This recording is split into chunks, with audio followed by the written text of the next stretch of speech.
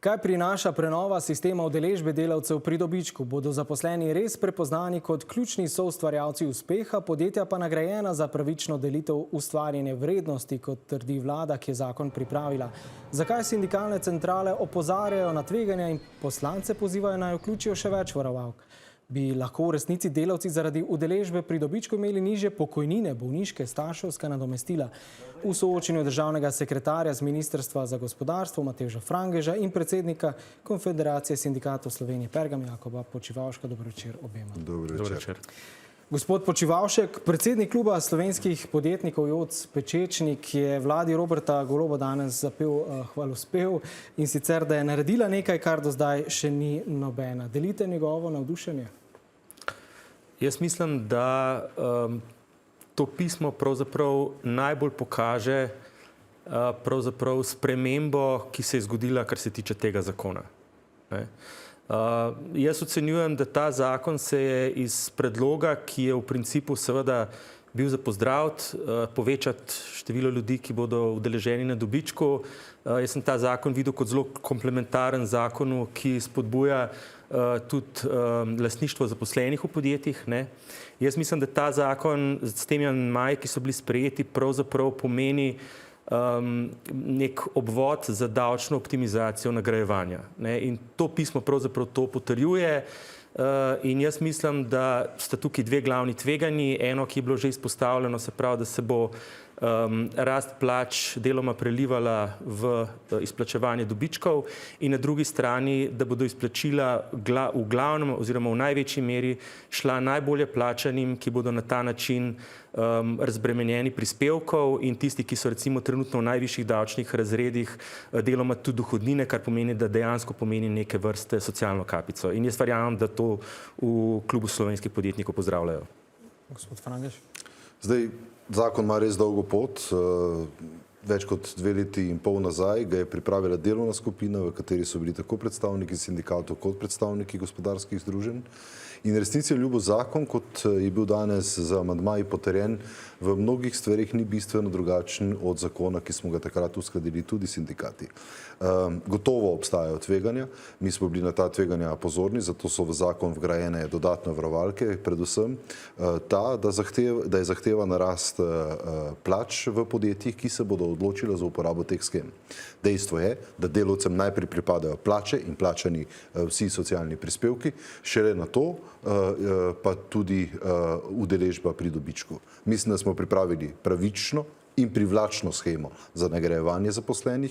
Ti bodo lahko prejeli do 33% dobička, največ 20% bruto mase plač, vendar bodo lahko posebnih davčnih obravnav po tem zakonu deležna samo podjetja, ki bodo skrbela, da imajo plače nad nivojem povprečne plače v zasebnem sektorju in drugič, ki bodo dosegala določeno, za zakonom določeno dinamiko rasti.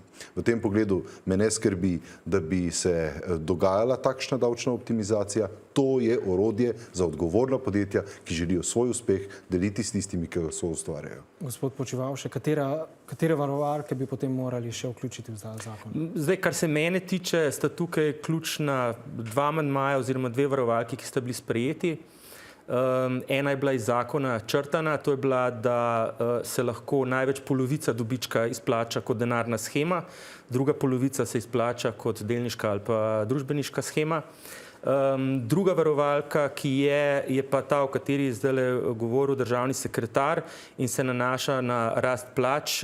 Tukaj se ta varovalka v zakonu zdaj se za moje pojme do določene mere razvodenela.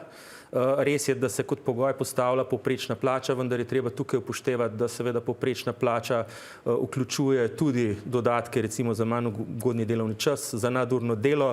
V povprečno plačo v podjetju se vštevajo tudi plače poslovodstev. Tako da tukaj za mene ta standard, ki ga je treba dosegati za to, da lahko podjetje dobi v narekovajih diskont, kar se tiče dinamike rasti plač, je po moje postavljen prenizko.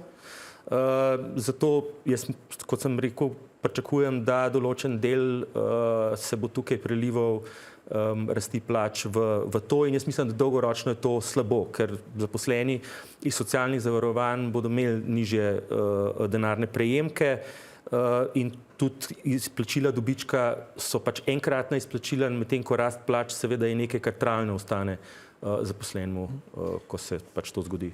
Gospod Frangež, samo še to po vaši oceni, koliko zaposlenih bi bilo dejansko vključenih v to delitev dobička? Danes v Sloveniji vključeni v sheme delitve dobička med zaposlene 0,07% vseh zaposlenih.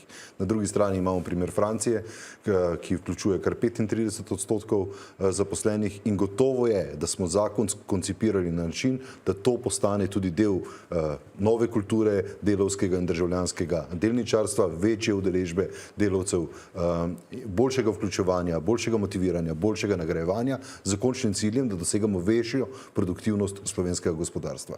Tveganja gotovo so. Prepričan sem, da jih varovalke v zakonu dobro nagovarjajo in preprečujejo. Ne pozabimo, samo tisto podjetje, ki dosega nivo povprečne plače, lahko deli dobiček med zaposlene. Ampak se zato, koliko je to, 5%, 10% podjetij? Težko je danes reči, želim pa si, da zakon doseže svoj namen in da ga podjetniki, odgovorni lastniki podjetij in zaposleni prepoznajo kot dobro orodje. Tako kot je zakon nastajal v tesnem dialogu s socialnimi partnerji, želimo, da se tudi izvaja.